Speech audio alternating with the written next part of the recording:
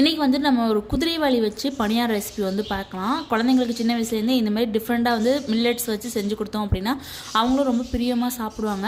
So உடம்புக்கு ரொம்ப ஆரோக்கியமும் கூட. ஸோ அதுக்கு வந்து ஒரு 2 கப் கிட்ட குதிரைவாலி அரிசி எடுத்திருக்கேன். இது கூட 1/4 கப் வந்து உளுந்து, ஒரு 1/2 ஸ்பூன் 1/4 ஸ்பூன் கிட்ட வந்து வெந்தயம். இது நல்லா வந்து ஒரு 5-6 டைம் வாஷ் பண்ணிட்டு ஒரு 8 மணி நேரம் ஊற வச்சு, நல்லா ஊறினதுக்கப்புறம் தேவையான சால்ட் போட்டு மாவாக அரைச்சி ஒரு 8 மணி நேரம் நல்லா புளிக்க வச்சு எடுத்தோம் அப்படின்னா நம்மளோட மாவு வந்து ரெடி ஆயிரும். இதை நம்ம வந்து அப்படியே வந்து பணியாரம் ஊற்றாமல் கொஞ்சம் வந்து கேரட்லாம் போட்டு நல்லா வந்து கார்னிஷிங் பண்ணி கொடுக்கும்போது ரொம்ப இன்ட்ரெஸ்ட்டாக அவங்க விருப்பப்பட்டு சாப்பிடுவாங்க.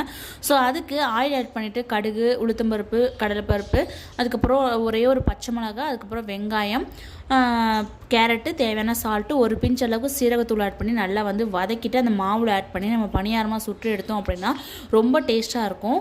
இதுக்கு வந்து தேங்காய் சட்னி இல்லைனா வந்து கார சட்னி வச்சு சர்வ் பண்ணலாம். ரொம்ப சூப்பராக இருக்கும். ஸோ கண்டிப்பாக ட்ரை பண்ணி பாருங்கள். ஸோ இந்த மாதிரி ஈஸி அண்ட் ஹெல்த்தியாக